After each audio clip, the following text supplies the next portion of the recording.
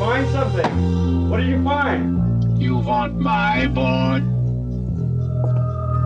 Well, the board wants you. No! God. She's got him. God! Please! No! Open! Richard! Rich! Rich! Help me! Oh, for God's sakes, open the door! Rich! Rich!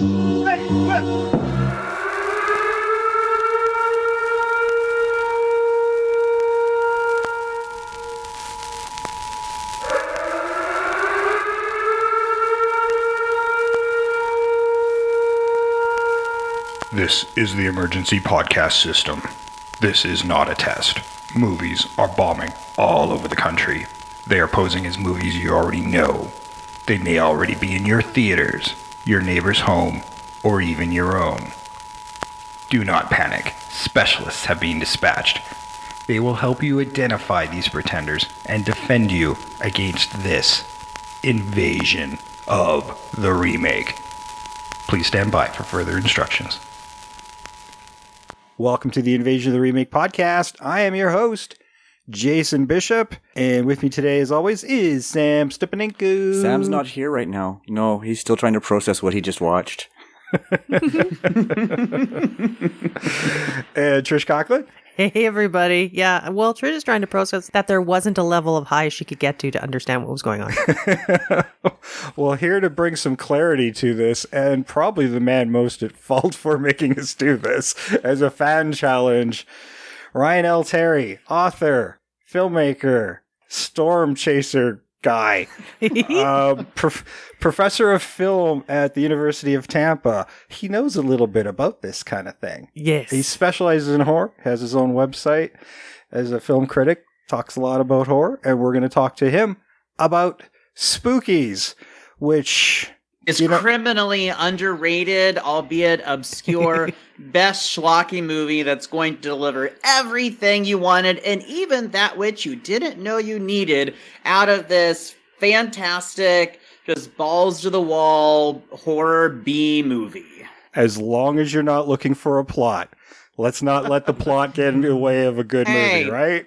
People excuse A24 all the time for having no plot. So if we can excuse A24 for being plotless, same thing I could say for most of what Olivia Wilde does, then we can forgive this movie. Oh, yes, I forgot you just reviewed that new movie from her. I did. I haven't seen That's that another one yet. that probably has a better background behind the snes than the movie actually is. Exactly. Much like Spookies. Yeah, I have questions. Okay. And I may have answers. Trish, what is your first most resounding question? How do any of these people know each other? They look really weird. Like the first car are like the hoodlums, and the second car is their parents? I don't know. What, the 50-year-old guy in the know tie either. hanging out with the guy wearing the plastic jumpsuit? Yes, and that's my other question. You've not been to this party? No, I haven't. And also, the entire time, I watched this with one of my friends, and we were enamored of like the vinyl outfit that Duke had on. And we're sitting there going like, what did that smell like at the end of the shoot? And like, was there little puddles of sweat just in areas, just cradling his furry tummy? Little Duke puddles? Yes. I need to know how that experience was, because I'm like, I No, I you can't really imagine. don't, Trish. They must have all been coming from some kind of a workplace mixer, the kind of thing you go to because you don't really want to, but you go to it because you know you have to show your face in order to not be completely overlooked next time there's a promotional opportunity. So I think they all work together, and probably a Dunder Mifflin kind of office. But in Dunder Mifflin, do you wear vinyl? Like Duke, I have no idea of what business these two people could be in together. Duke's clearly the embarrassing +1. But why? Yes. But then how is he a +1 to the party. Well, he's Linda's boyfriend. One party. They're trolling around looking for a party and give up. And just go, so that place will do. This is what it is. They downloaded Meetup, and so they went to the Meetups event, and they realized it was a complete scam. And here are these 6-7 people all together at this really awkward meetup at some lame ass dive bar, and they realized, gee, this was a complete scam. So let's go find a real party. I happen to know of a creepy, derelict house on the outskirts of town. You know, that would fix a lot of this movie if that was actually in it. Yeah, exactly. It was a scam, but I keep thinking like maybe, timeshares. They all showed up at the timeshare presentation, and actually the first meeting was fine. And like Duke and Peter were actually doing okay. They're like, oh, I like this guy. Like it wouldn't be the rage they had in the cars as they're driving around. Because again, it seems like his dad is mad because he got them kicked out. Grandpa, maybe? We got some big age discrepancies here in our friends. It's very stratified. It is. Yeah, let's face it. This is, hey, you want to act? You're in my movie. I don't care how old you are or how young you are. I think so. Because let's face it, Creon was made up to be really old. I was kind of expecting him to become younger, and he never did. Yeah, I kept thinking it too because the old age makeup was so obvious. Like you could see the seams really early on. Yeah. Like, okay, he's just gonna peel his face off at some point, right? That never happened. No, it never happened, but maybe it did because technically this was 2 movies. Well, one movie that almost finished, then the directors got fired before post-production. And there's a whole thing with Money Man Michael Lee being hugely interfering in this movie, having his own ideas. So you got Ed Wood here with the money, telling some young filmmakers to make this thing. We're asking the wrong questions, though. The questions we should really be asking ourselves is, does this movie do anything particularly innovative? And the answer is no. Does it provide thoughtful commentary on the human condition? Also no. Well, then it must deliver underrated performances or a compelling story. No. But what it does provide is an hour and a half of truly mind-blowing creature effects and entertaining kills. It packs a punch in all the right ways, delivering the perfect amount of spookiness that we want to see in a movie that's ostensibly a surreal combination of Haunted Mansion, Evil Dead, Night of the Living Dead, and even The Isle of Dr. Moreau. You don't watch the movie for the story because there's no plot, but it's loads of fun. You watch it for the sheer spectacle of no-holds-barred love for the American horror film and creature effects. Yeah, I gotta admit, this movie was kind of fun for that aspect. The true star of this movie probably would have been Gabriel Bartolos, who was 16 years old, being told to just constantly make these creature effects. And he works in visual effects now. Anybody who worked on this film has had a long career in visual and special effects. About the only people who had a career coming out of this movie were the special effects people. But I would describe this as the old dark house meets Nightbreed. That's kind of my simplified version of what this is. And it's almost a bit of my roadmap of where I might want to go with it. It's a bit of a hodgepodge. But, the effects, I'll go on saying it is a great thing for the effects. Like the hook-handed little gentleman. I would say that makeup effect. Catman? Yeah, that makeup effect. I kept looking at it going like, did Marvel just say that's what we're doing for Nightcrawler? Because that's exactly it. They're like, it's just minus the tail and having a hand. Okay, so we got the hook-handed Catman. Yeah. We have Tiny Monk. The blue kid. Yeah. It reminded me of a Jawa. Or he's kind of I think he's a werewolf because the other one's a werecat. The first time I saw this movie, it took me a while to realize that's 2 different characters. I thought we just had 2 rando costumes on the same character, and it's just like, oh no. It's 2 different characters. So I just refer to one as Catboy and the other Jawa Kid. We have a withered witch hag. We've got Spider Woman. the Spider- 4 degrees of Spider Woman. The witch puppets in the cave that is attached to the house somehow. The witch puppets. Yeah, the clay guy. The 3 muck or men. the Yeah. dirt. The dirt, mud, baking yeah. soda men that I call them the because farting muck men. The farting Muckman, yeah. Yeah, the farting muck men. That, are easily dispatched by barrels of wine. Why? I don't know. Oh, see, that's why I call them baking soda men, because we were like, oh, maybe the wine has turned to vinegar and they're just making mini volcanoes downstairs.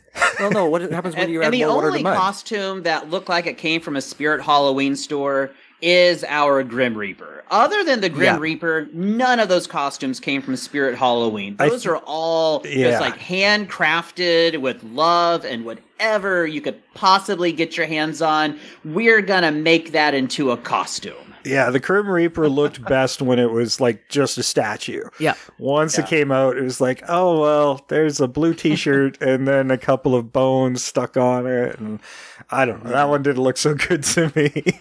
It looked better when he was glowing. Yeah. Oh my God. And he exploded. For why? Yeah. Why?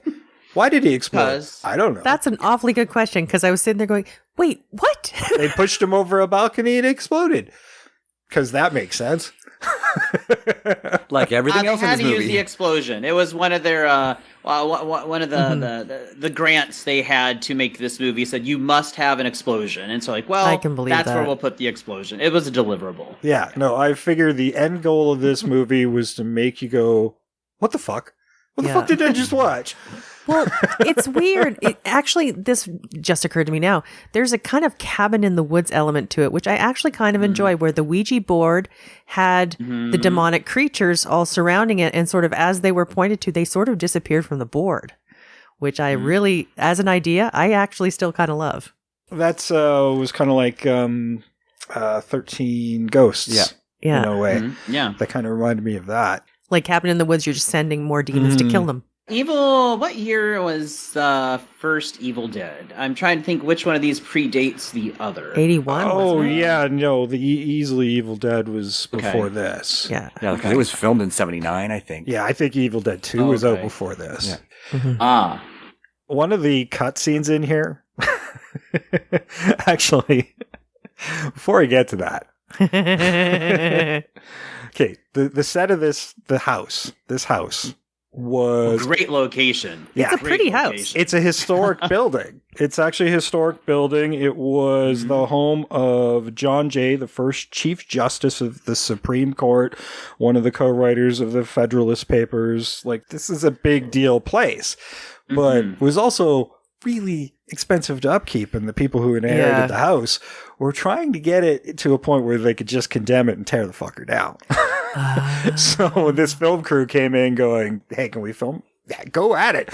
Have at it. Go nuts. I mean, they left the windows open. They were trying to degrade this house, allegedly on purpose. I'll just say allegedly. But the film crew, they wanted to be able to stay there and film there, so they needed to do some upgrades. And they redid the plumbing and some of the electrics. As a result, there was enough there that it actually saved the building, and then the state of New York wound up buying it as a historical site for like $11 million. So they saved this house. Oh, wow. Very altruistic. Yes. I'm sure the owners were so pleased. You sons of bitches. But then it got $11 million, Well, and they're going, you know what? We love you now. Right? $11 million is a heck of a lot more than this movie made. Now, one of the cutscenes in this movie was a scene with George Romero dressed as Santa Claus fighting zombies. Okay. If you could save the house or that scene, which would you choose? Oh, the scene for sure. Yeah. Ryan? Yeah. A house is a house. Yeah. I go with the scene. Yeah. A house is a house. This thing would live on forever. Right? George Romero is Santa Claus fighting zombies. Come on, people. How did this not make it into the movie? And then Hook-Handed Boy has to be dressed as an elf. Yeah. The two other, Little Blue Jawa and Hook-Handed Boy. Now, this might answer some of your questions, Trish. This movie was actually two. Like, the original film was filmed as a movie called Twisted Souls. Great title. Great title. But the producer thought, Spookies, hey, Gremlins is doing well, Goonies, these type of titles. Spookies is big in England. Is it? No, not really. But that's why they went with this title. But there was a lot of back and forth fighting between the directors and the producers and who owned what, and that sort of thing. And the directors got fired at the 11th hour. Like, they were in the home stretch. They were moving into post-production and editing. And they threw away half the footage, reshot it, brought in a porn actress from Trauma to add new scenes into the movie and create the new movie that wound up being Spookies. And you can differentiate what's original movie and what's the new stuff. Everything in the house, everything with the 7 or the 2 cars were full of kids, that's Twisted Souls. Okay. Anything outside, the Drifter, the Blue Kids, Creon and Isabel, that's all new stuff. That's why you don't have the kids meeting Creon. Yeah. And how we communicates kind of through Carol rather than actually communicating directly. Yeah, I don't know why he's larynx sounds like a tin can. I don't know either. Because Isabel's fine. He's just that old. Yeah, for all the scripting changes between the both versions of the movie, the old version, and which we have half of, and the new one, it's impossible for this plot to make any sense. But I feel that the filmmakers collectively, even the ones that were fired, created, is something that's it's incredibly experiential.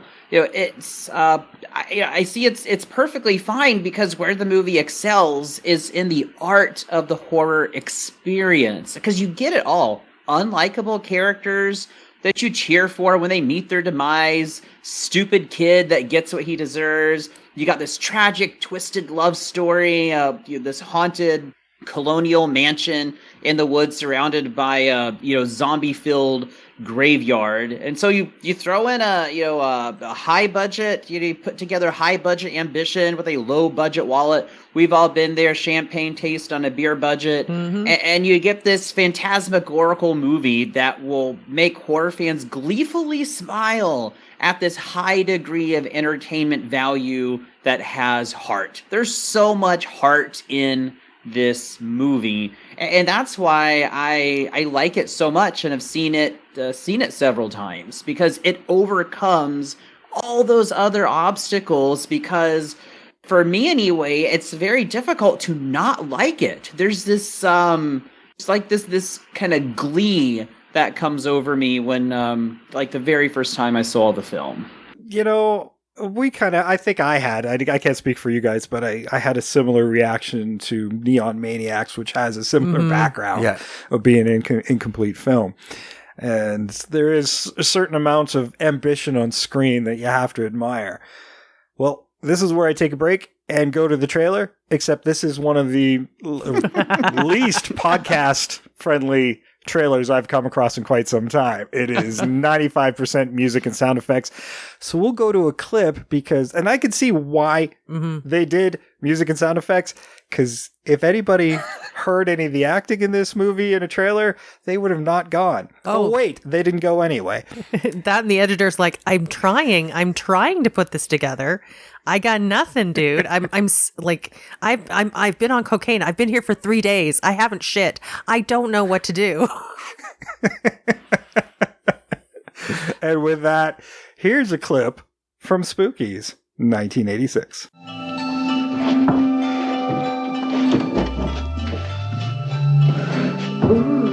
What's this supposed to be?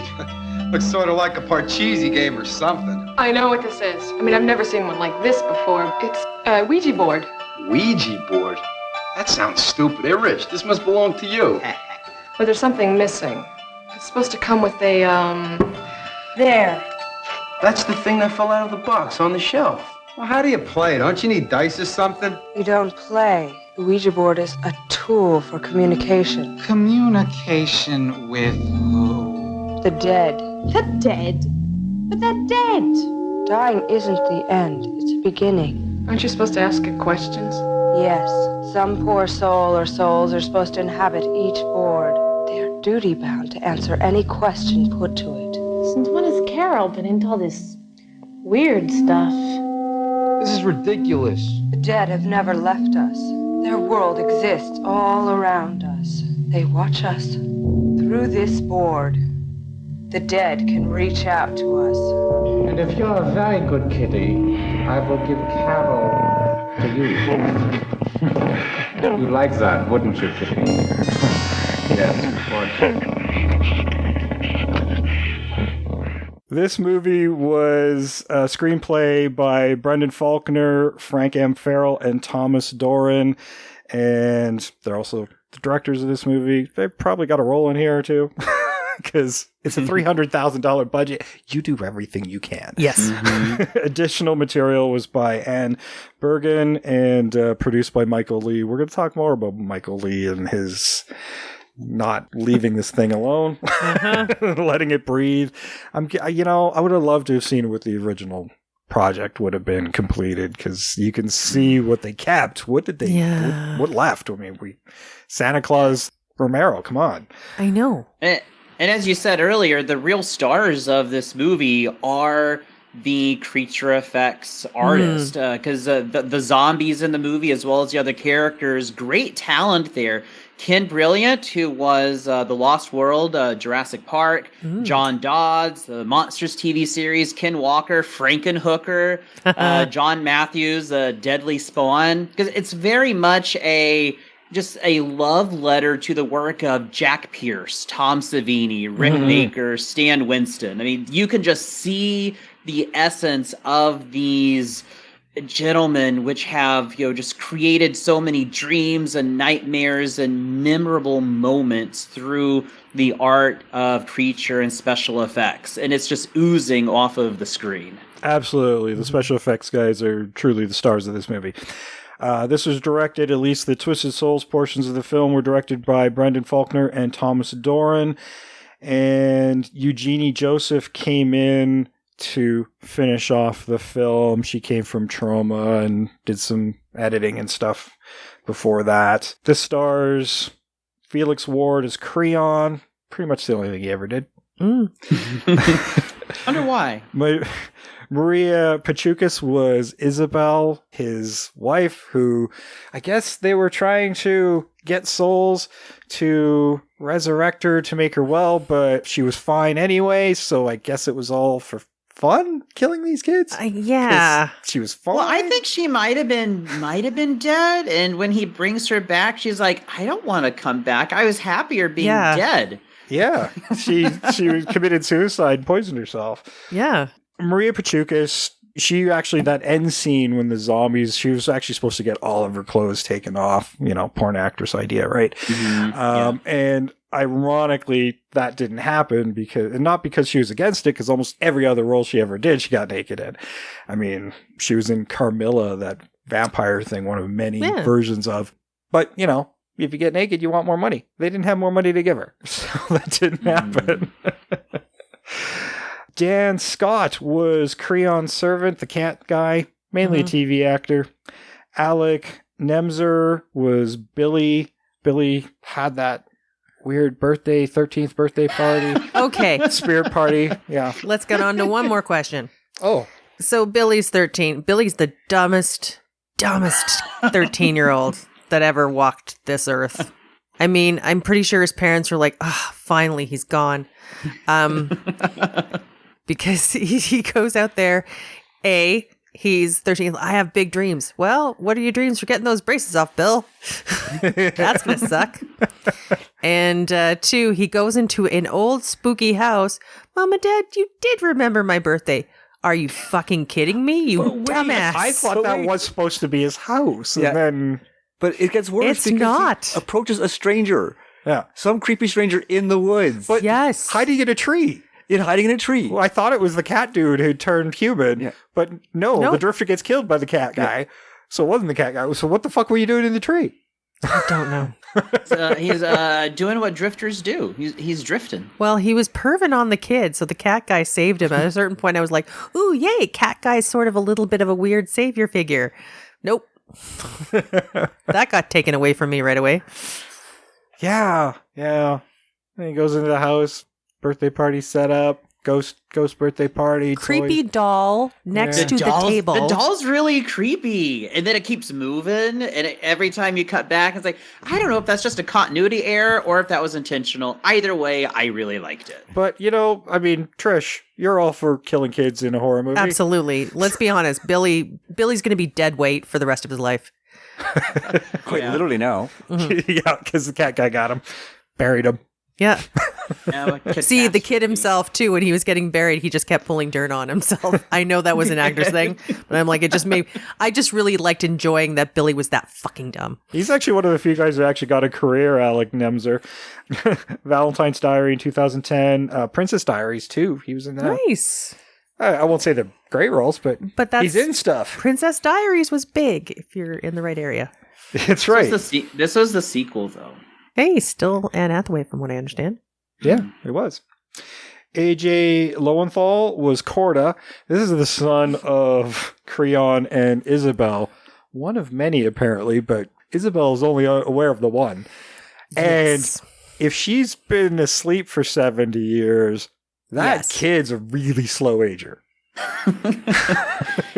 Maybe he suffers from the same thing in Orphan and Orphan First Kill. Maybe it's something kind of like that. Oh no! See, I was thinking there is like Isabel was dead and pregnant several times. Like there was some weird experimentation going on, and that's why he's such a monster.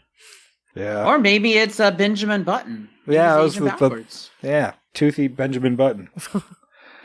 Pat Wesley Bryan was the drifter. This is his only thing, so if you want to see him do a spectacular job as a drifter in a tree, I mean, he is the best drifter in a tree I've ever seen. He really is. This is your chance. Watch Spookies. Peter Dane played originally a character called Peter. Why change something that works, right? Yeah. It's probably because he couldn't get his name right. They went, just call you Peter. Fuck. Yeah, you're Peter now. He was in a movie called Killer Dead. Most of this cast was in that movie, actually. A good hunk of them anyway. Nick Gianti was Duke. He was in Street Trash. Good hunk of this cast was also in Street Trash. Wow. Lisa Freed was Carol. She was in Dead End. Joan Ellen Delaney was Linda. She was in Igor and the Lunatics. She was also in Dead End. Peter Iasola Jr. was Rich, also in Street Trash. Kim Merrill was Megan. She was an extra in Company Man. Charlotte Alexandra was Adrian, and she did like a bunch of softcore porn stuff.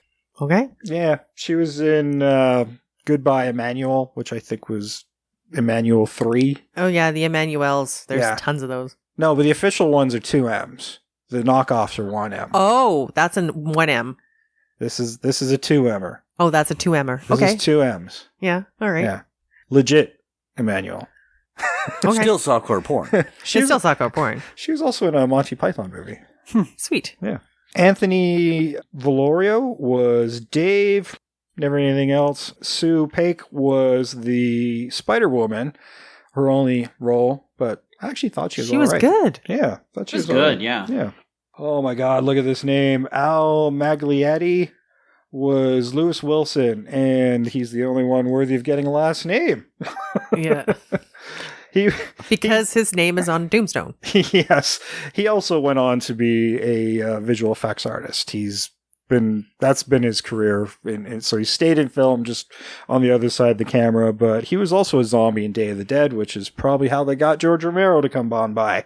Nice. James N. Glenn was the Grim Reaper. Most of the special effects guys played the Muckmen, and Robert Epstein was the Graveyard Zombie. Oh. The Graveyard Zombie.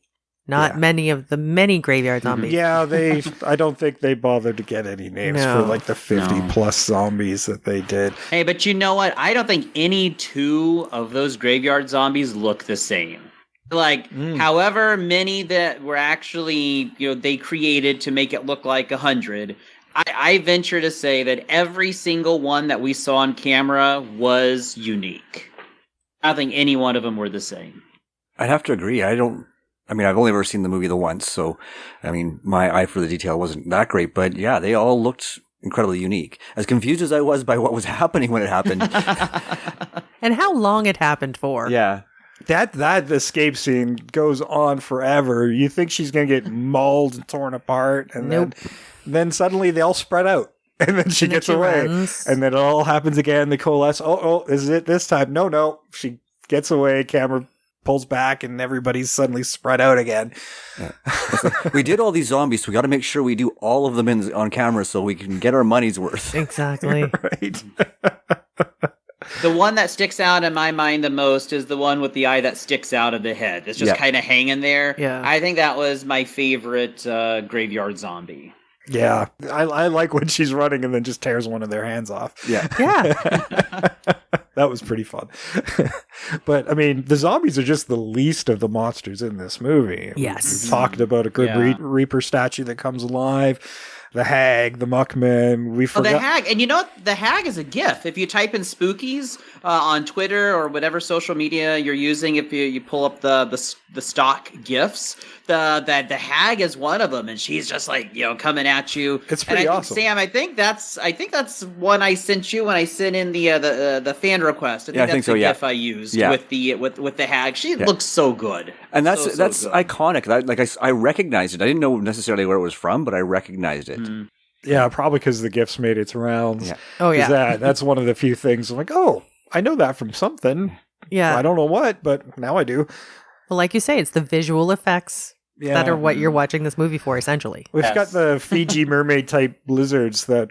Yeah, see, and I really did enjoy those because there's one moment where the thing goes underneath the bed and the tail just swirls just like that, just that right way. And I was like, okay, that's well done. Freaking great. Yeah. Adrian, that's actually one of the better scenes because she really is fighting with these guys, stabs them and kicks them and punches them and puts a wardrobe on one. Yeah, squishes it. she really takes a kick in and gives it back. Until she goes outside, and then her boyfriend, who she has seen with his face ripped off. Oh, I was looking all over for you. Were you? Maybe she was looking for the rest of his face. Well, it wouldn't be out there. The one thing about having a party in this house is none of the doors want to open or close when you want them to. Yeah. That's because the guy's always on the other side holding the knob.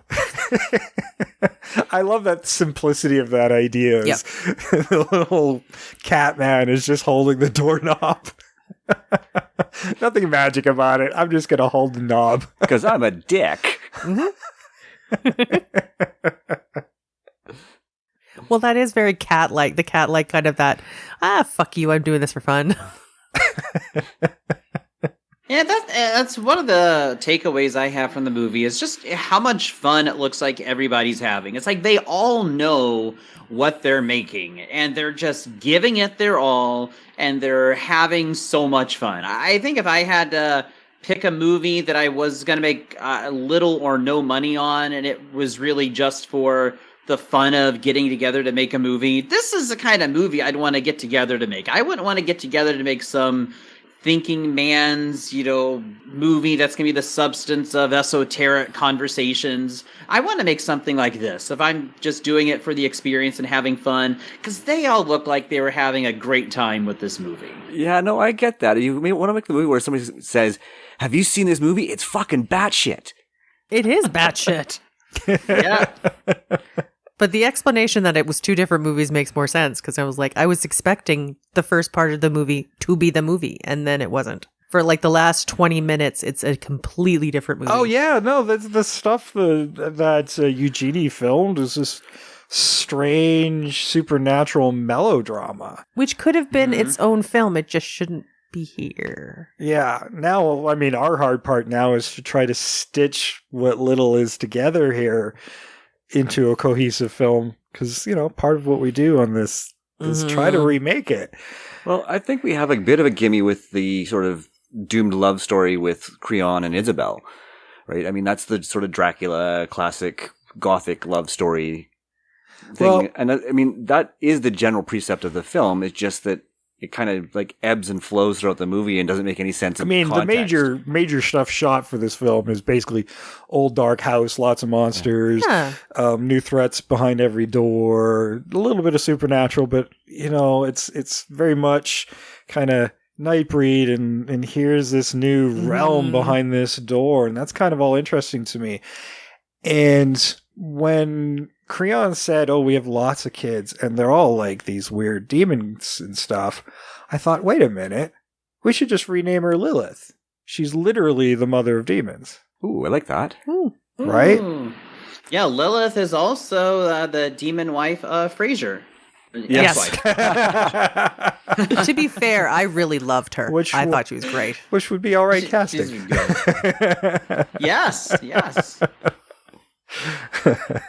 Yeah, I definitely wanted to see more explaining that. Like when he said it, and then it's like, well, I guess you're supposed to infer that all these demons are somehow her progeny, but they never explain that at all. Well, he's some sort of black magician, right?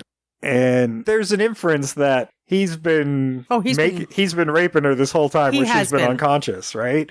So what if Lilith has been raised by this black magician and it's just been kept in servitude?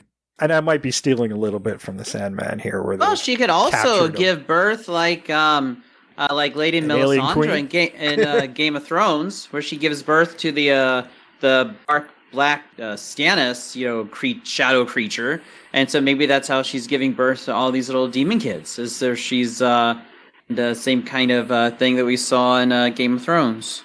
Well, I'm thinking there's this battle over the souls where one is to keep him immortal, and the other, she's trying to gather souls to free herself. Yeah. Like, either way, the kids are fucked. Like, I want her to be awake and aware for the movie and what's like, she's providing the progeny, but again, let's remove like kind of that rapey thing.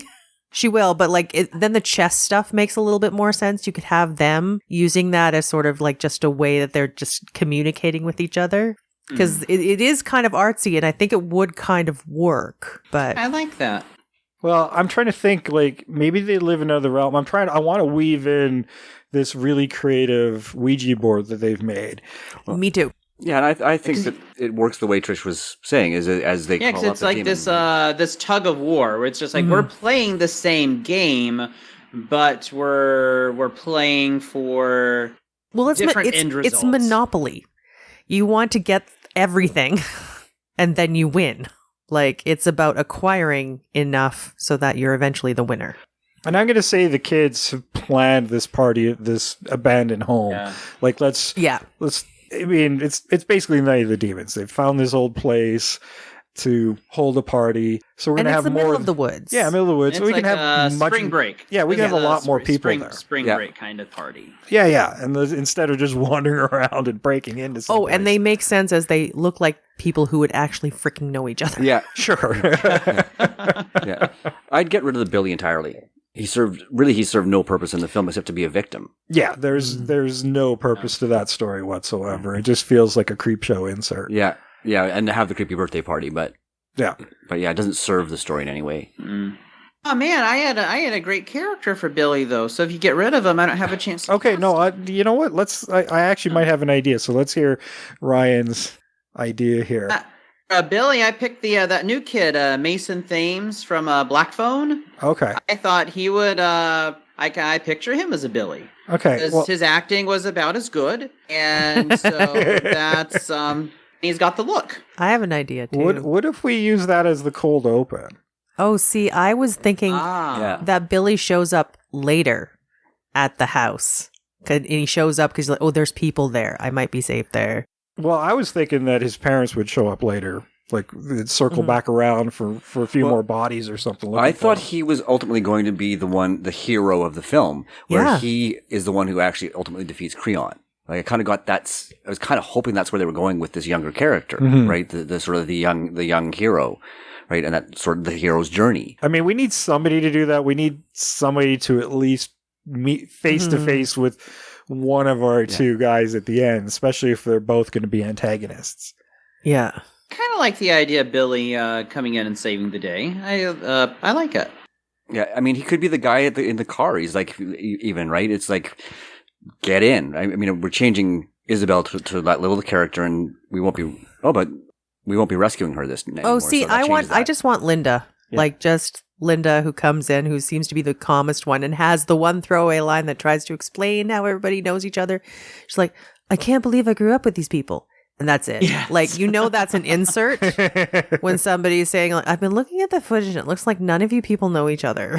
That's a wonderful like script detail where it's like the audience realizes how absurd this is, and if you have the characters recognize that, then it's all okay. Yeah, because you know they all brought their own clothes, and that's why there's like sort of no coalition there with the costumes, because they're all bringing their own wardrobes. We can make Duke like our friend Tex, where they'll tell half the people it's a tiki party, and the other half of the people that it's like a Western theme. Yeah. Like, he did that to us.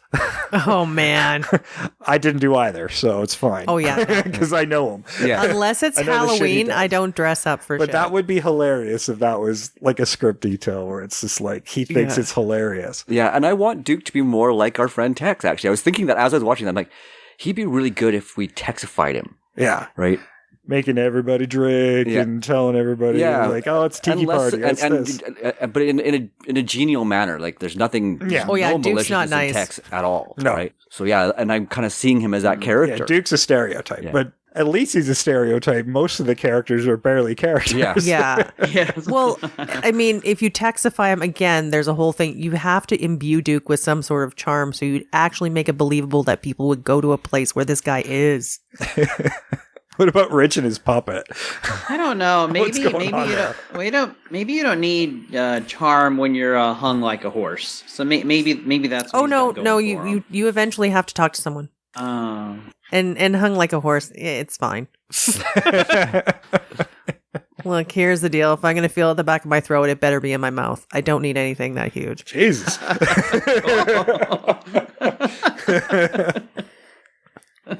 Nice that you're on best behavior with guests. I really am. I always am.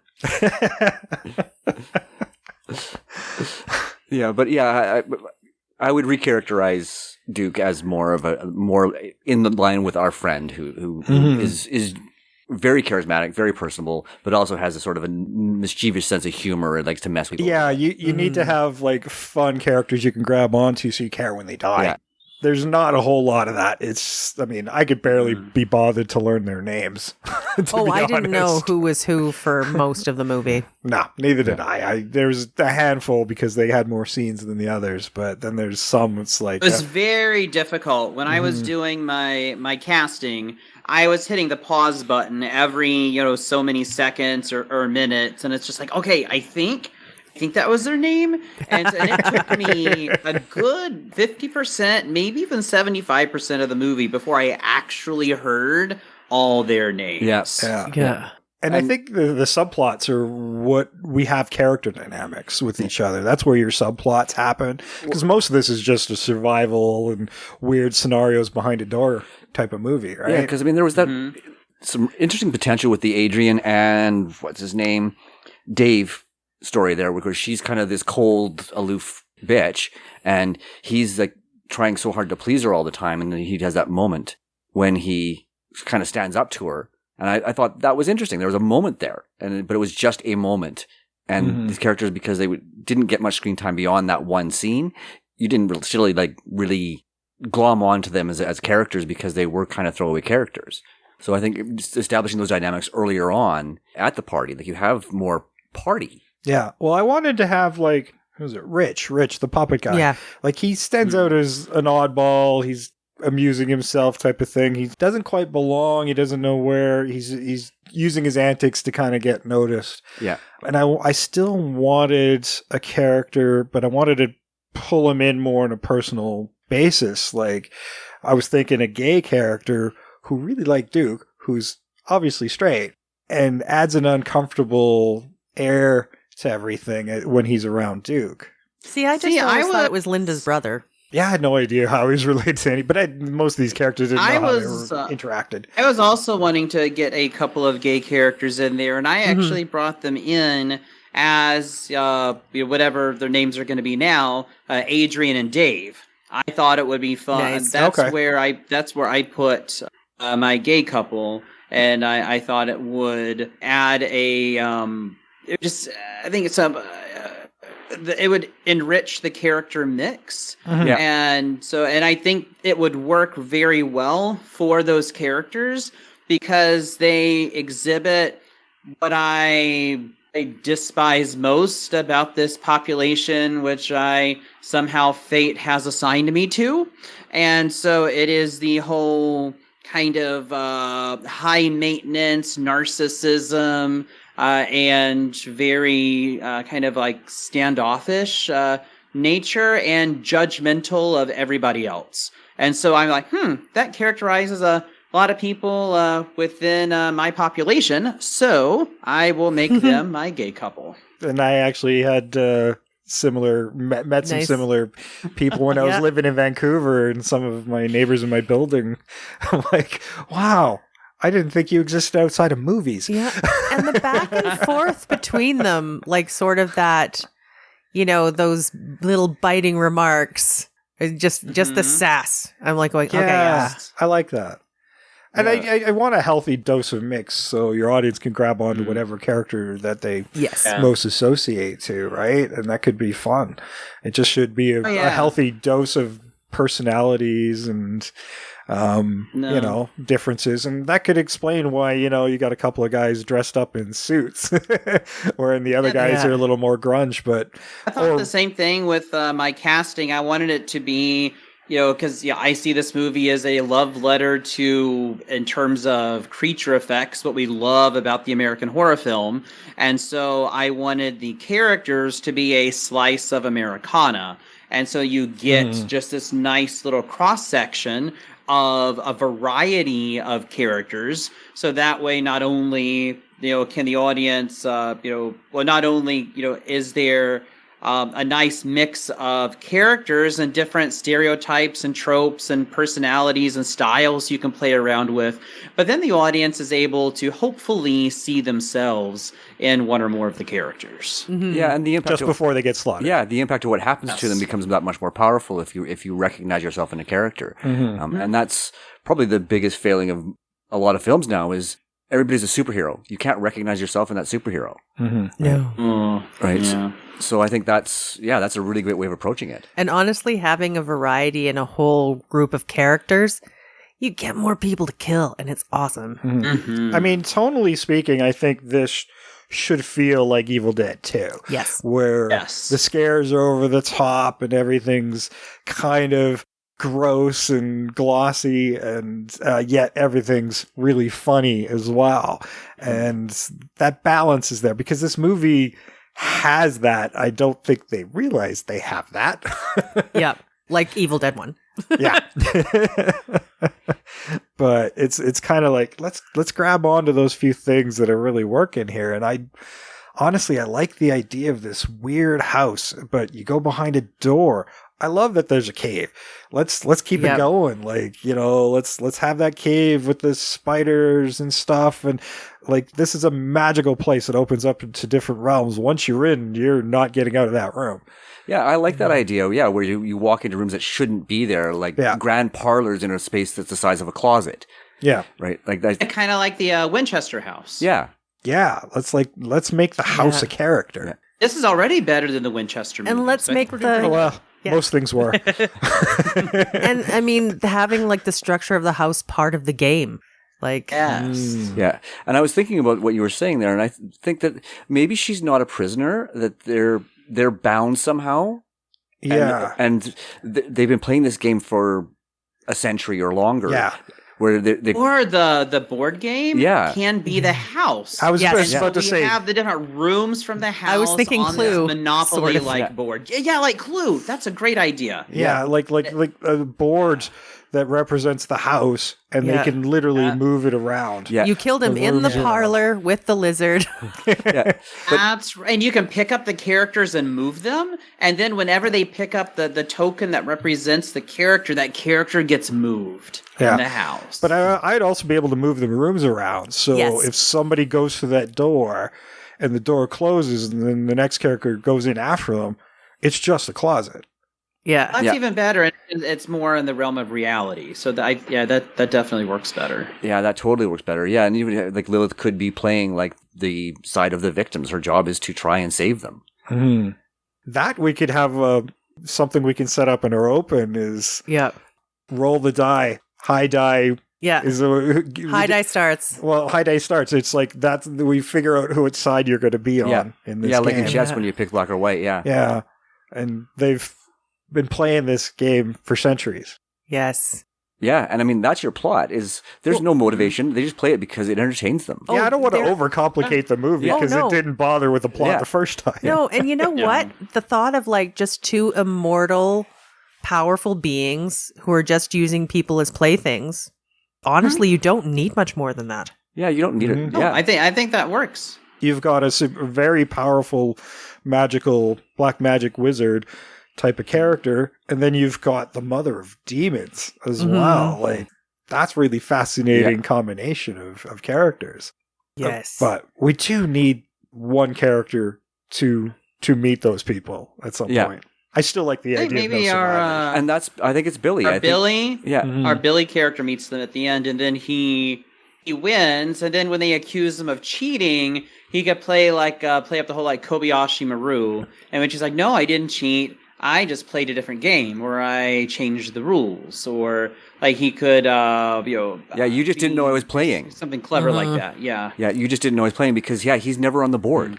Can we do something here? I just had this epiphany. Sam probably saw me shut. I did. I did too. I was like, oh, something's happening. Something's happening in my brain. It's pretty genius.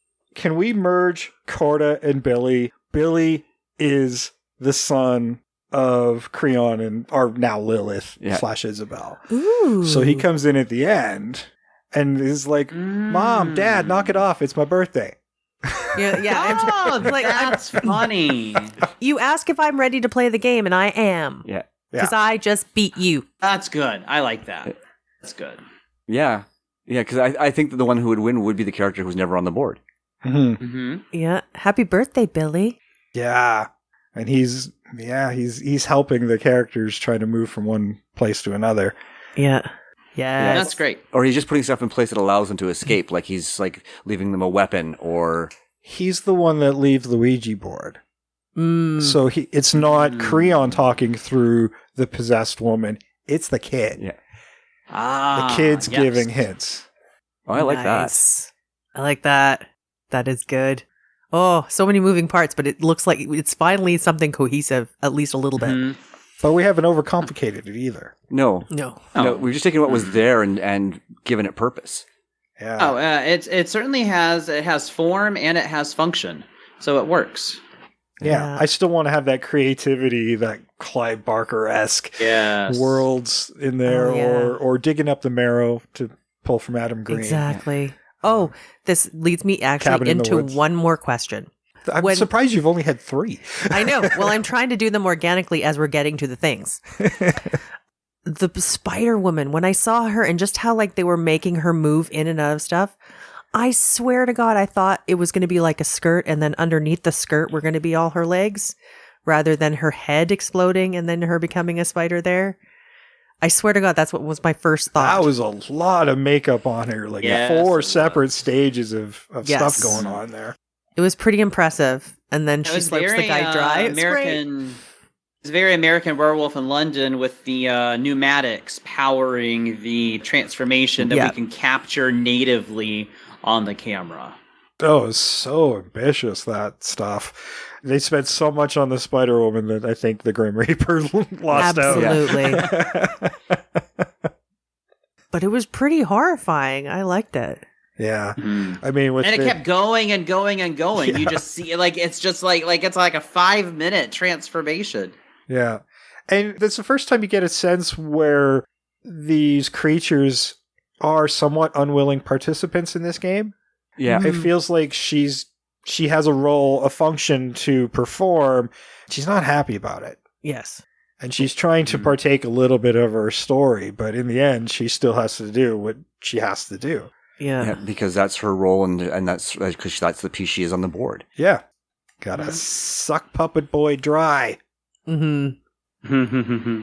I'd like to try and keep somebody who's like going, God damn, I want to capture somebody else because I can eat this guy, and then this guy can hang out and we can chill. Wouldn't that be nice? Just like, okay, you're for eating and you're for companionship. I like it. Yeah. I don't know. I like the idea of it being a big party. Right? I mean, you could have like a sort of a massacre of sorts early on, right? Where we're leaving us with our 4 or 5 couples that we kind of follow through the rest of the movie. Oh, you can go completely hipster and be like, okay, we're having adult hide and seek. Everybody go. Yeah, well, I mean, if the house is a kind of a character now, once they're in, shutters come down, the doors are locked. The only way out is through a body bag or a squeegee mop. Exactly. Yeah, I mean, or just a fruit roll up. You could roll up that sucked cup. the guy who went in with the spider lady. Yeah.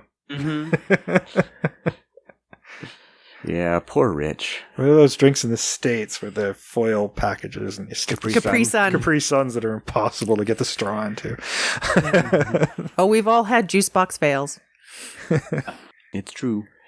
But yeah, I think that by simplifying the story where it is literally just a game, that allows us to have more fun with the characters and the kills and the creatures and just really lean into what did make this film enjoyable, which was the special effects. Yes. Yeah. This movie was a love letter to things like Old Dark House, but we've seen that done over and over and over again. This, in a way, seems similar to Night of the Demons as well. Yeah. You know, Or in a house, play with the Ouija board, suddenly people get possessed. Yeah. Or 13 Ghosts. 13 Ghosts. Or House. Yeah. House. Or what was the one we did with Vincent Price? House on Haunted Hill. Yes. Yeah, they're all kind of in line with that. And there's nothing wrong with that. Haunted Honeymoon. Yeah. There's something inherently creepy about being trapped that still works. You just have to do something unique with it or fun with it to make it enjoyable for people to watch. I mean, this is kind of, you can even say the John Kramer Saw stuff, lure them into a room. And these essentially are, once you're in there, it's a bit of an escape room that you're in, but we've got a different theme for it does them all. Yeah. It takes all these things that we've mentioned that we like in all these other movies, and this movie is just like, you know what, we're not going to do just one of those things. We're going to do it all. It sure does. Yeah, there's like even some stop motion stuff I was completely surprised to see. Yeah. But I really loved. Yeah, I kind of like the face melting effects. There was something raw. That face melt, so good. Yeah. So good.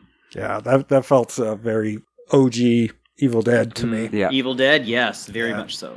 Yeah, I'm here now. It's all starting to make sense now. Yes.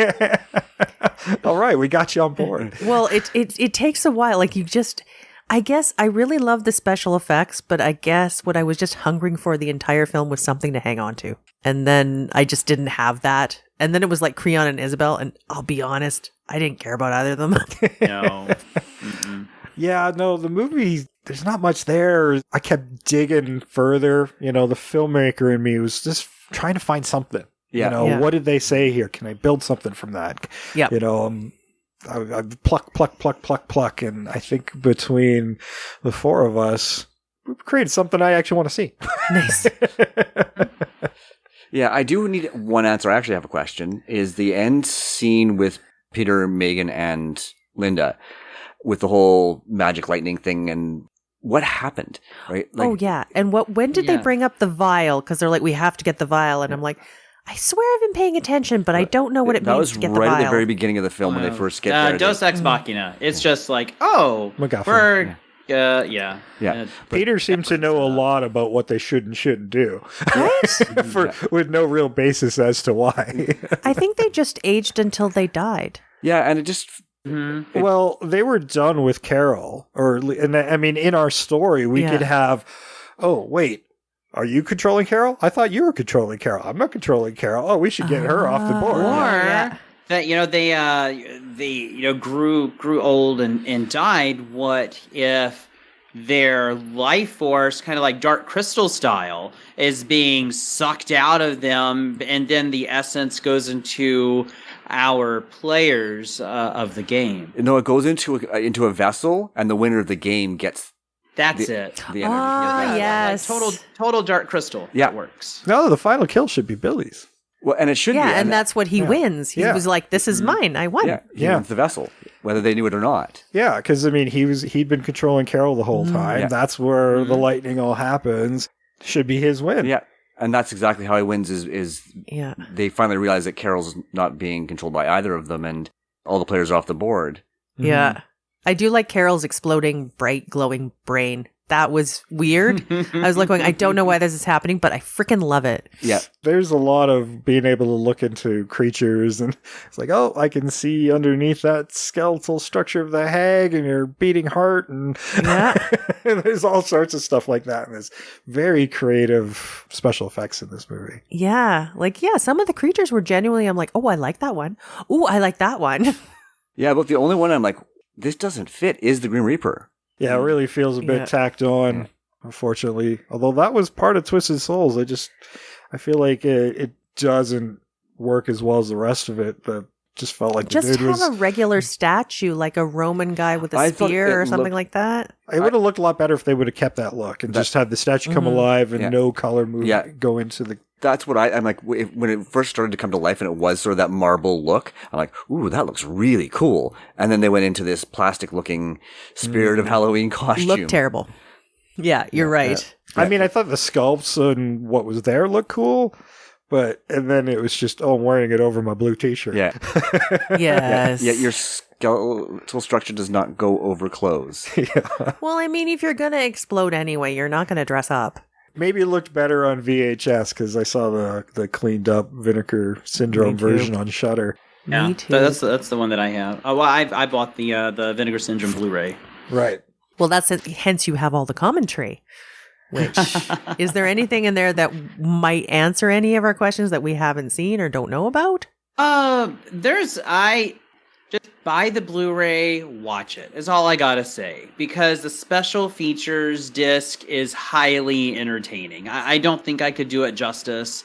It is a lot. And it is so much fun. So it's like, I don't think it was very expensive. I want to say it was $20 when I bought it. So I think it's a fun one to keep on the shelf, if just to watch those special features. Because I think there was more in the special features disc than there was in the actual movie.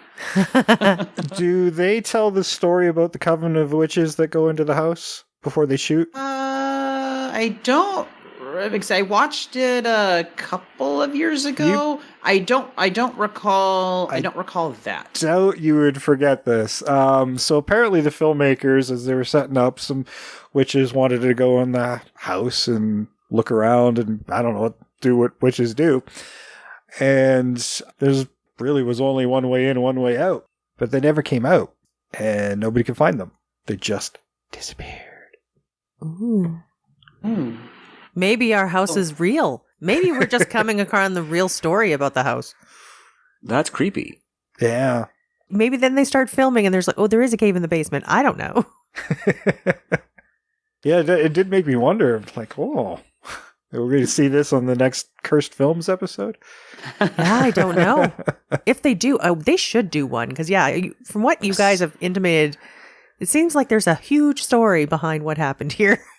Mm-hmm. No, I think it'd be great on Cursed Films. Yeah, I don't know who's left. I mean, good hunk of this cast is either faded into obscurity, died, or gone missing. Nobody knows where Michael Lee is. Finished. What? Just... made this movie and walked away. I don't know. I mean, this movie was budgeted $300 million. $300 million. Wouldn't that be amazing? Yes. Ours is. Pretty much. This movie was $300,000.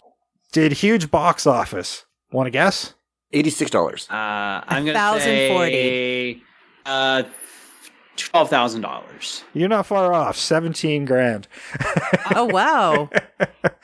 But Michael Lee wound up making some money off this movie because the VHS world did it immense amount of favors. He made a couple of $1 million on the VHS side of things, but it was a disaster in the box office. Oh, yeah.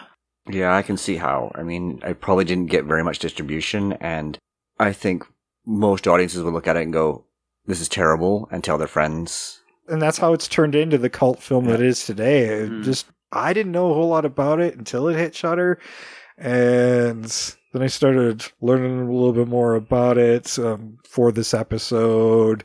Watched the Joe Bob on it, learning how this has kind of grown into this cult film, and it is. I mean, this kind of falls into our category of hard rock zombies. Of like, we can form a what the fuck category. Night to Dismember. Yeah. Yes. Neon Maniacs to an Neon extent. Maniacs. Liquid Sky. A Liquid Sky exists on its own mountaintop. Oh, thank goodness, because that's it. It's okay, Trish. It's okay. It'll fade in time. Mm-hmm. Oh, we need to get you therapy. Okay, well, we should get to casting our remake here. And Ryan, since you're our guest, why don't you start us off with your casting? Sure. I actually, in addition to the cast, I selected a couple others here. I don't know if you want me to wait on director, scoring, and creature effects or not. Oh my God, no! You can do it all at once. And okay, sure. For director, I picked Roger Corman, and yes, he is still alive. So I picked Roger Corman, but if he happens to pass away, because he's 96, if he happens to pass away before he can get this made, then my follow-up to him was Michael Dougherty from Trick or Treat, Krampus, and others.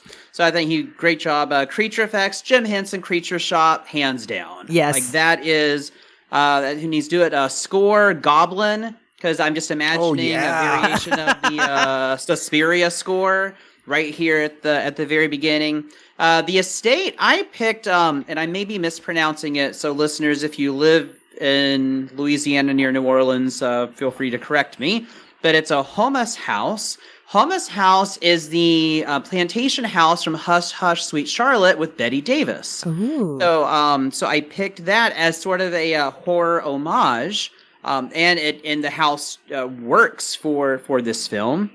I didn't even think about casting the house. I didn't cast the house. Yes, the house is a character. So I picked the house from that because you got Olivia de Havilland, Betty Davis, and there's a Joan Crawford a story there because she was originally Olivia de Havilland's character. So I thought, that house, it's kind of a cult film. So that's why I picked the house from there. I need a house with turrets. I went with Robert Englund as Sorcerer Creon.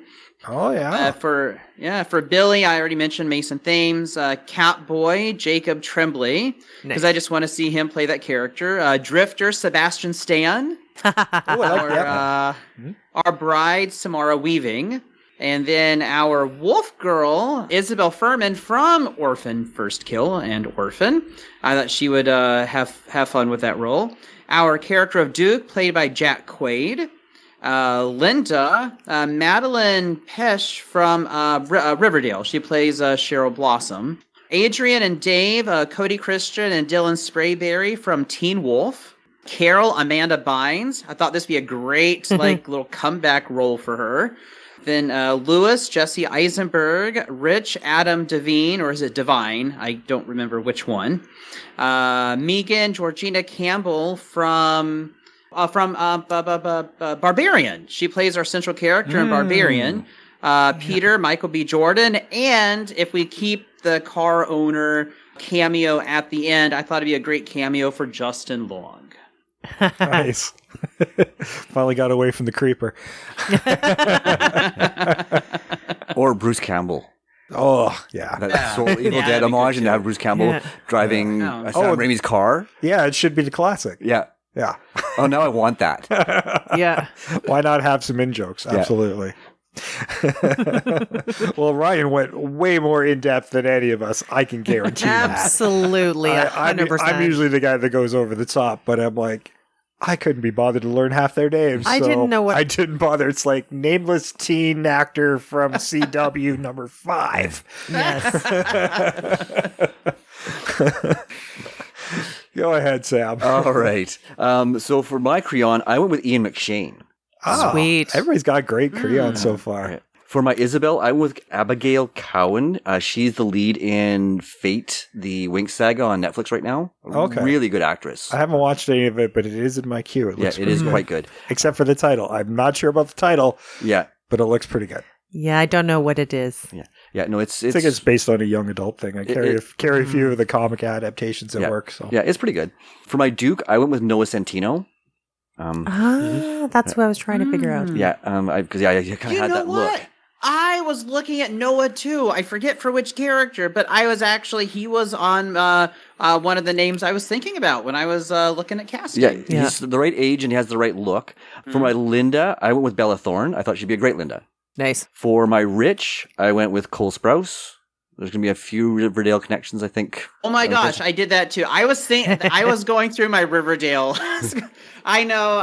It's my guilty pleasure trash TV shows. It's so hard not to watch it, even though you know you're watching trash. But yeah, I was going through my Riverdale cast, and same with like Teen Wolf. I'm like, okay, so I'm going through these shows, thinking of people that could fill these roles.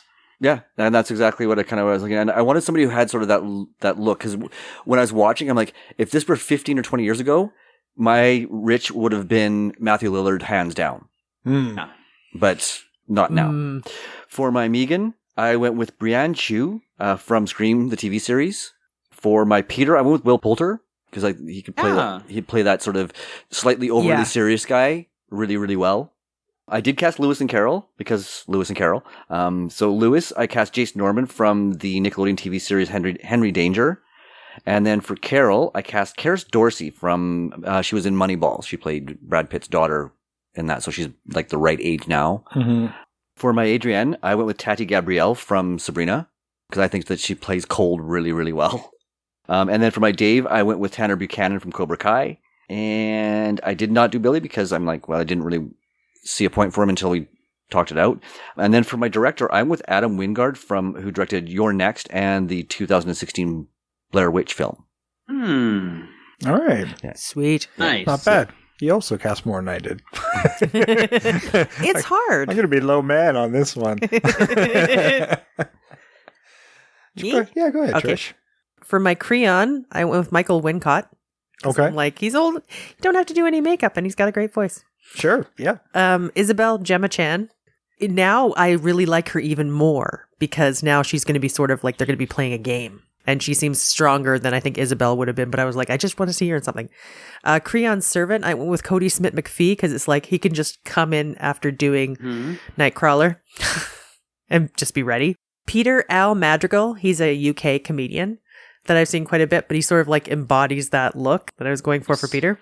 Duke Miles Teller. He has, might be the guy who like loses his temper really quickly and does that stuff. Carol was Catherine Ryan. I have her as older. Like I didn't know who else to have. Replace the 40-year-old guy in the tie. Yeah, exactly. Linda Annie Murphy from Schitt's Creek. I'd like her to be the lead. And I mean, if she meets the guys at the end, sort of, I want her to be one of the last people standing. And then for Rich, I went with Robert Sheehan, because I'm like, he can do weird and off-putting, but he's still goddamn charming. Yeah. Rich should be somebody who stands out, and so far everybody's kind of got that. Exactly. And my director was Roxanne Benjamin, and she did the segment of Skin Crawlers and Creepshow, which I recently rewatched, and I'm like, oh yeah, she can do gooey, icky, destructive, and then creatures, and yeah. Nice. Yeah, I feel like I undercast now. Well, you don't know what we need. No. But I kind of cast based on who I actually mentally took note of. And if I didn't take note of them, miscellaneous CW star number 5. Yes. All right, for my crayon, let's see if it's up to your level. Lance Henriksen. I was going to do that. And then I went Michael Wincott at the last moment. Okay, I'm going to take that as an approval. Yes. For my Lilith / Isabel, I went with Jamie Murray. She was in second season of Dexter. We did a Fright Night 2, the remake one, Castlevania. Yeah, and I think given what we've done, she actually works better now, because she is a little more mature, but still stunning and looks like that femme fatale still. Yeah, and she does that creepy, plotting type of character really well. Yeah. So, she's evil, but goddamn if you don't just want to hang out with her. Yeah, that was one of those, I'm not basing this on what I've seen in the movie, I'm basing it on what I think I want in my movie. Yes. For Duke, I went with another Riverdale star. This one plays Reggie, Charles Melton. Yes, There you that's go. really good. For Rich, I went with a different way because I was thinking I wanted to make him gay. I went with bonding star Brendan Skinnell. He was also in the yeah. single season of the Heathers television series. Yeah. I Oh, like yeah. him. He's a good actor. For Peter, I went with Austin Abrams. He's Ethan in Euphoria. Oh, okay. For Adrian, I went with Sophie Simnet, and she was in Daybreak on Netflix. Oh, I haven't seen that yet. I do want to watch it. And my last one was Carol. I went with Madeline Klein from Outer Banks. She plays Sarah on that show. Okay, I've watched a bit of Outer Banks. Got to get into it. Yeah, I was just kind of working with an age group and then pick a CW show and start picking out the rest. Oh of the yeah. cast. Well, we could. The thing about this movie is, if we do it how we do it, It should we be could young find stars to young up and comers, and this Yeah. could be what brings them out to us. Yeah, for my director, and special effects are a big thing here. Ooh. Let's just go straight to a guy who's done lots of special effects and is now directing Creepshow, Walking Dead, Greg Nicotero. Yes. This feels like a good project for him. And he can do the humor that's required. And Oh, exactly. Yeah. And some of the stuff that they've done in Creepshow, like they've done a lot of creatures, and I think this would just be very exciting and fun. yeah. Overall, everybody got a great cast. I mean, I'd go see with any one of our casts here. Oh, I totally would. And I want to see it now because now it's like, I just see people killed in extraordinary ways with weird, weird monsters. And that's just such, in a weird, creepy house that changes. And that is such my jam. Yes. Yeah. I give our movie 4.5 stars out of 5. Yes. Easy. Yeah. I mean, the original Spookies, generous 2 stars. Very generous. IMDb rates this 4.9 out of 10. I'm sorry, what? 4.9 out of 10. Sorry, It's my almost a headphones 5. aren't working. You said what? Yeah, I swear to God, you said 4.9 out of 10. It's a 50%. I'd say that's fair. I'd say that's pretty fair. I can with the cult factor and stuff like that. Yeah, for sure. Rotten Tomatoes always has something to say. I never agree with Rotten Tomatoes, but this one could be fun. What do you think the critics thought of this movie on Rotten Tomatoes? Take a guess at what that percentage would be. Oh, that's filled with a bunch of pretentious poser cinephiles that just can't appreciate that just a fun movie. So I'm gonna say that on Rotten Tomatoes it is like 5%. Did you say 5%? Yeah. Oh boy. Okay, Sam, what's your guess? I was gonna go into single digits as well, like a 7 or 8%. Right. 12. 12. Trish is closest without going over, but it was actually 33% on Rotten Tomatoes by critics. Wow. They're being very generous, the tomato meter folks, with this movie. Yeah. Well, yeah. Let's hear what the fans thought. What do you think the fans thought of this on Rotten Tomatoes? Fans loved it. It's going to be, see if the critics was, what you said, 33. I'm going to go 73. Ooh. I'm gonna go with 66 because I can't do 666. Oh. See, I was going to do 66. You can both do 66. Okay, I'll do 66. You'd be wrong. I said you could. The but heart wants what it wants, Jay. the fan base, 19%. Oh. So I got to flip what I had, really. Oh. So have the no theory joy in their is the fans, the only people who write reviews on Rotten Tomatoes are the people who hate movies. Yeah. You know what? I just want to believe that the fans of this movie, the cult fans of this movie, or like any cult fan, they're like, I'm just going to watch it with my friends and we're going to have fun. We're going to love it. We're not, Yes, it's just for us. that's We're not going to exactly tell it. anybody. Everybody else can suck it. It is a fun movie. And that is its saving grace. It is fun to watch, and if it wasn't for those wonderful creature effects, it would not be fun to watch. Thank you so much for having me on the show. And I love when I get to sit down with folks that I've listened to for a long time and get to talk about a movie. I love listening to the show. Several of them just really stick out in my mind, and I'm reminded of them whenever they come up on Twitter, or I see movie being talked about. Like, oh, it's like, well, you need to listen to the episode on Invasion of the Remake. So just thank you guys so much for being part of my weekly routine. I love listening to the episodes and interacting with you guys. I just keep up the great work, and thanks for bringing a smile to my face. Well, thank you for joining us, Ryan. It was a blast, and hopefully we can do this again down the road. Yeah, you've been a delight, and I tell you, I can feel the love you have for this film, and honestly, it is a bit contagious. I'm having rosier views of this now that we've talked. Oh, I'm very, very glad to have kind of sparked a renewed interest and love of the movie. You may find yourself getting together with some more of your friends and watching it, but I gotta run here. Again, you guys, thank you so very much. I greatly appreciate it, and I really appreciate you being flexible with my scheduling right now.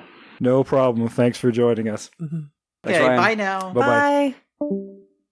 Well, unfortunately, Ryan had to leave early, but that was great having him for this episode. You can catch Ryan over on Twitter at RLTerry1 and check out all of his reviews. He's constantly talking about horror movies and stuff over there. You can also go to his website, RLTerryReelView, REEL view.com, and he has often got movie reviews over there all the time of classics and new stuff. Go check it out. Nice. Well worth your time.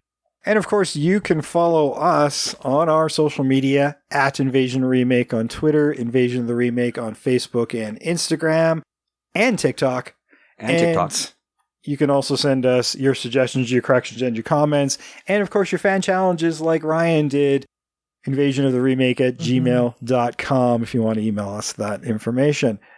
Do us a favor, visit our website. You can direct people to the website, and that'll help them find places to listen to the show and get their earball on the show. There's also a link to our store. InvasionoftheRemake.wixsite.com/podcast. And that'll take you to our TeePublic Store, and we got lots of cool designs over there. You can gear up for 31 Days of Horror.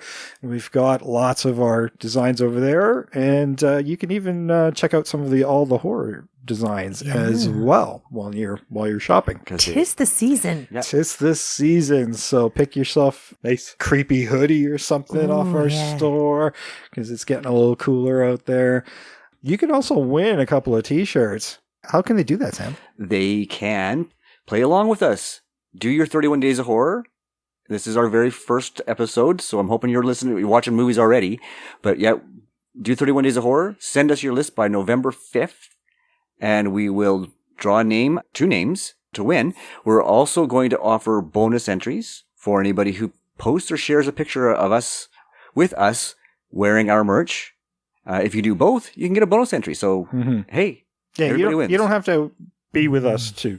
No, you just have to be wearing this shirt, one of our merch shirts from our store.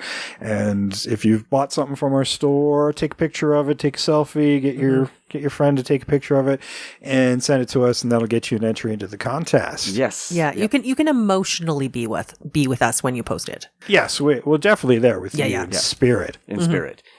Yes.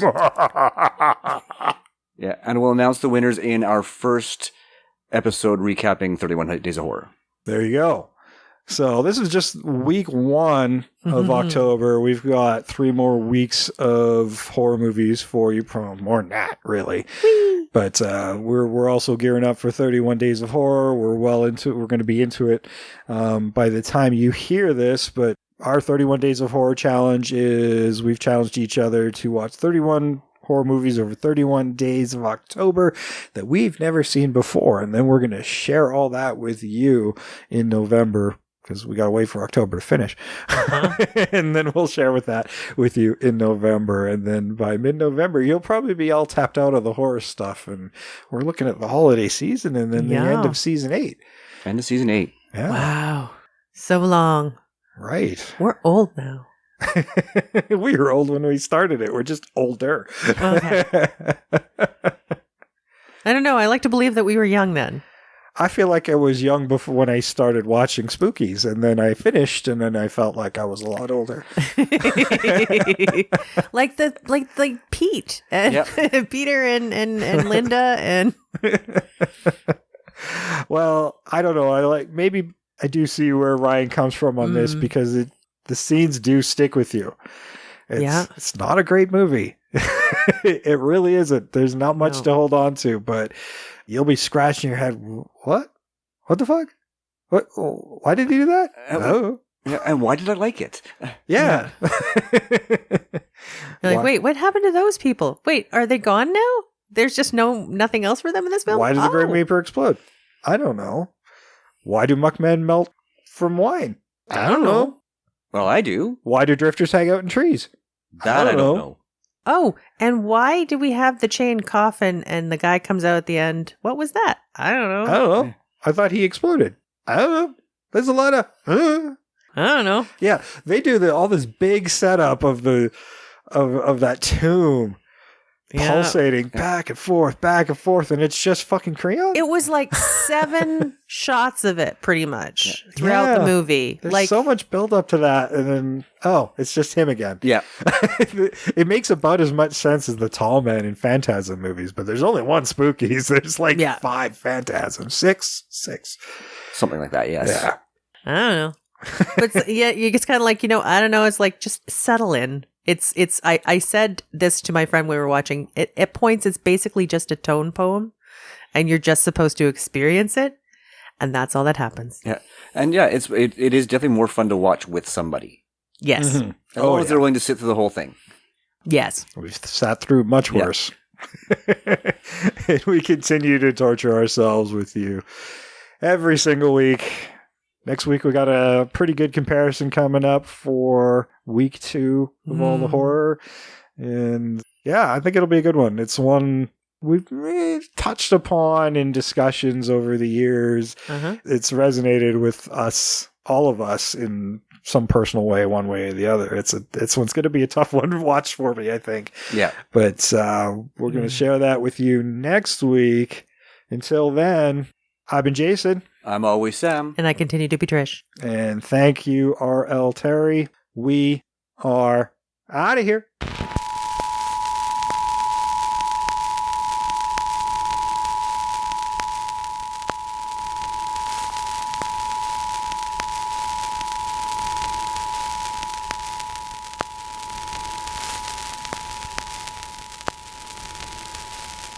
I poisoned myself once before, and I'll do it again. Or find another way. Haven't you learned that my will to have you is greater than your will to die? Even if you keep me prisoner for another 70 years, you'll never have me. But I do have you. I control your past, your present, and your future. This time, there will be no escape.